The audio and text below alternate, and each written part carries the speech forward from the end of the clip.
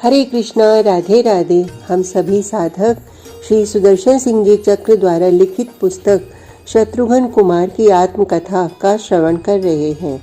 आज का प्रसंग है नंदीग्राम की पर्णकुटी। हमारा केंद्र अब नगर नहीं रह गया था, यह तुम जानते हो। अवध के चक्रवर्ती साम्राज्य का राज सिंहासन नंदीग्राम में पर्णकुटी में स्थापित था और उस पर स्थापित थी अपने बनवासी सम्राट की चरण पादुकाएं। सम्राट के प्रतिनिधि अपने सम्राट के अनुरूप ही वेश में तो रहेंगे और उसके अनुरूप ही होगा उनका आचरण। हमारे महान अग्रज ने संपूर्ण वस्त्राभरण त्याग दिए थे। उनके शरीर पर वल्कल शोभित होता था। उन्होंने जटाएं बनाई थीं। उनकी सुकुमार धन कृष्ण घुंघराली केश राशि अब उलझ चुकी थी। ईषद कपिशाग्र हो चुके थे उनके केश। भगवान शशांक शेखर ने जैसे द्विनेत्र द्विभुज वेश धारण करके चंद्रमा को विदा दे दी हो। भूमि का निखनन करके निम्न भाग में आर्य ने कुशस्तरण किया और उस पर एणे याजिन भी उन्हें स्वीकार नहीं हुआ। वे उस तृणासन पर ही बने रहे। वही उनका शयनासन, ध्यानासन, कार्यासन आदि सब बना रहा। त्रिकाल स्नान एवं सिंहासनस्थ पादुकाओं की परिचर्या उन तपों में कि जीवन में अनेकता का प्रवेश नहीं था।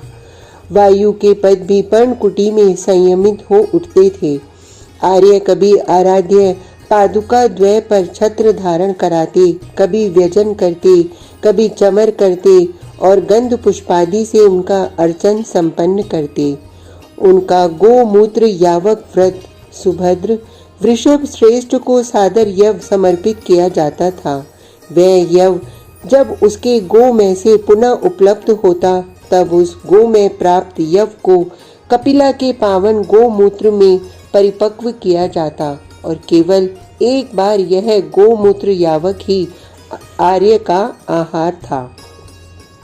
यह आहार कहाँ चल पाता था? यह आहार भी नियम पूर्वक चांद्रायण कृच्छ, चांद्रायण तप्त कृच्छ, इन व्रतों का कोई पार है? एकादशी, प्रदोष प्रभृति नित्य व्रत ही कहाँ कम पड़ते हैं और आर्य तो जैसे इनकी प्रतीक्षा करते हों। व्रत व निर्जल संपन्न न किया जाए तो व्रत कैसा? क्षीण क्षीणतर होता गया उनका वह भुवन सुंदर श्री अंग, अस्थि, चर्म एवं स्नायु जाल। किंतु सुभद्र उस श्री अंग से जो नीलोज्वल कांति प्रस्फुटित होती थी, जो देह की क्षीणता के साथ प्रखर से प्रखरतम होती जा रही थी, मुझे ही लगता था कि आर्य का श्री विग्रह केवल तेजोधन है। उसमें पार्थिव स्थूलत्व विलुप्त होता जा रहा था। उनके सानिध्य में वे हमें अपार्थिव भासित होने लगे थे। जहाँ सम्राट का सिंहासन, जहाँ सम्राट के प्रतिनिधि, वहीं सम्राट के परिकर। अमात्य वृंद, राज सेवक, प्रजा प्रधान सभी अपने कार्यों का निवेदन करने एवं आदेश पालन करने उस पर्णकुटी की ओर देखते। महर्षिगण, मुनि मंडली, द्विज वृंद, अधीत विद्य जन वहां पधारते। पर्णकुटी तो पर्णकुटी ही रहेगी, वह कोई राज सदन तो नहीं। द्वारपाल वहां रहे, पर्णकुटी की मर्यादा कैसे रहेगी? प्रजाजन, भावुक साधक, पुण्य प्राण, ग्रामजन दूरस्थ प्रदेशों से अवध के महातापस का दर्शन करने पधारते। अवध के महातापस श्रद्धालु जनों ने यह नाम आर्य को अकारण तो नहीं दिया था। उनकी अविरल आराधना, एकांत परिचर्या, नैष्ठिकी तितिक्षा अरण्यवासी मुनि भी कम ही उसकी स्पर्धा कर सकते थे। तपस्वी रुक्षशील हो जाता है, सुना भी था और देखा भी था, किंतु कहाँ स्पर्श किया रुक्षता ने हमारे अवध के महातापस को। उनका शील, उनकी विनम्रता, उनकी सुहृदता, उनका श्री विग्रह तो जैसे स्नेह धन ही था। शैथिल्य, प्रमाद, अवसाद, नंदीग्राम की पर्णकुटी में इनके प्रवेश के लिए स्थान नहीं था। इनके अधिदेवताओं में भी साहस नहीं था कि वे हमारे महातापस की ओर दृष्टि उठाते।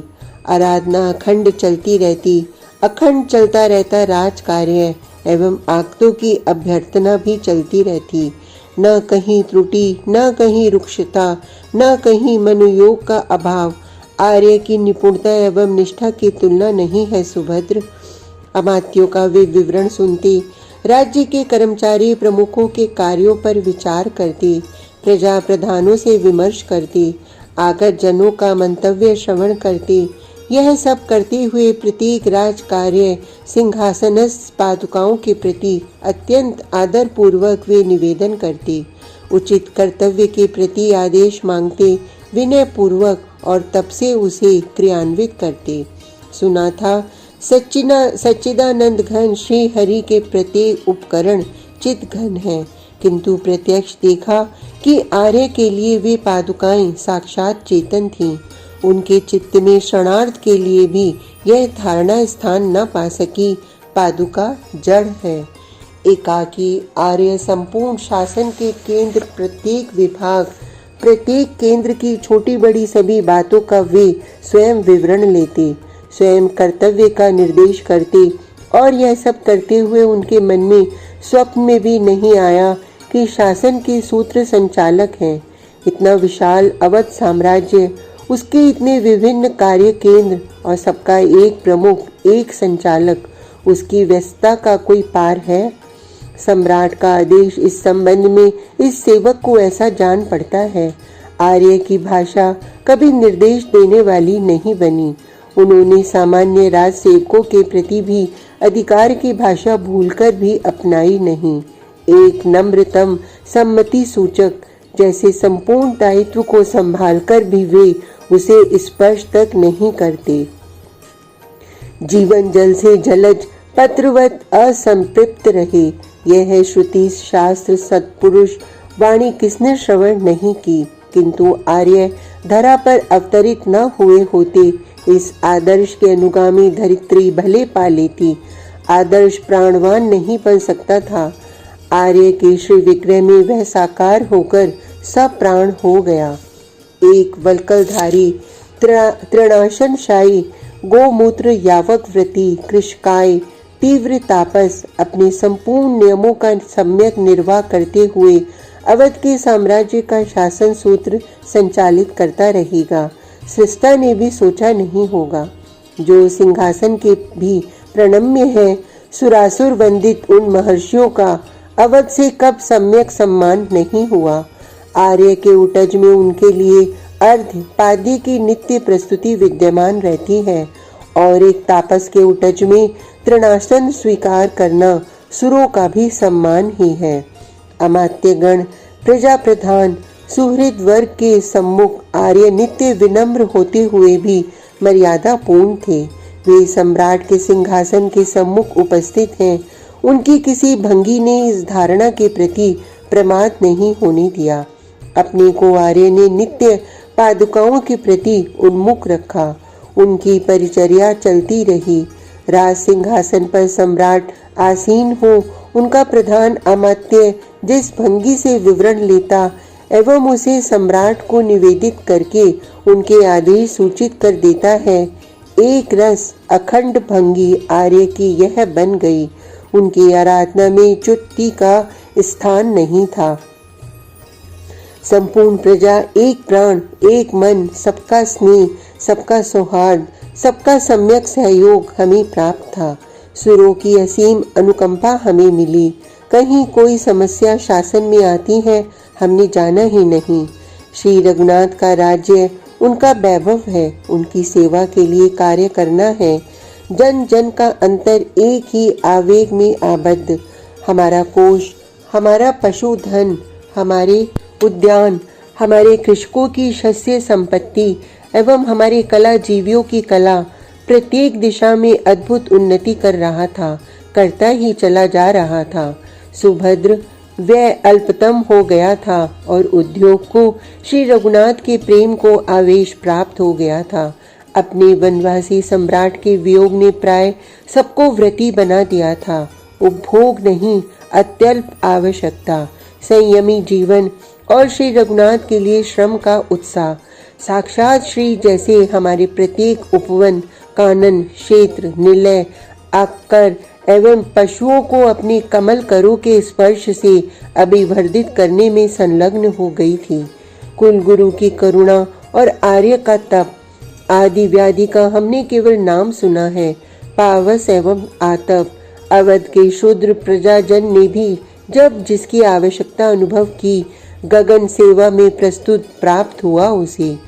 हमारे अभियोग भी पहुँचते थे आर्य के चरणों में, और प्राय वे प्रजा प्रमुख इस जन के विपरीत ही उपस्थित करते थे।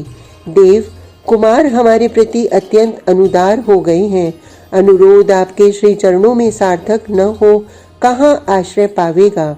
उत्पादन का षष्ठमांश राज्य कोष में प्राप्त हो चुका है। देव मेरे स्पष्टीकरण का अमात्यों को समर्थन करना ही था, अधिक स्वीकार करना उचित नहीं होगा। और अनुरोध तो लगता है कि उत्पादन का दशांश तक शेष सब राज्य स्वीकार कर ले। देव राज्य श्री रघुनाथ का प्रजा प्रमुख सत्य नहीं कहते, यह कोई कैसे कह देगा। हमारे क्षेत्र जो अनायास अनाकर्षित उत्पन्न कर रहे हैं, वह हमारा परिश्रम कहाँ है। धरा अपने स्वामी के लिए जो कुछ व्यक्त करती है, उसमें से अपनी आवश्यकता से अधिक ही हमने रख लिया है। अब शेष नष्ट हो, यह क्या उचित होगा। श्री रघुनाथ का कोषागार उसे सुरक्षित नहीं करेगा। हम कहाँ जाएंगे उसे न्यस्त करने। गोष्ठों से गौ एवं वृषभों की बहुलता के नित्य नवीन संवाद, वनों से ऐरावत जातीय गजों की यूथ आ खड़े होते अपने आप गतशाला में, और कब कहाँ से कौन किस अलभ्य कोटि का अश्व ले आया, गणना करना अशक्य हो गया था। आखरों के अधिपति रत्न राशि उठा नहीं पाते थे। उपवन एवं वनों में फलों की ऋतु समाप्त ही नहीं हो रही थी, और सबका आग्रह राज्य सबको स्वीकार करे।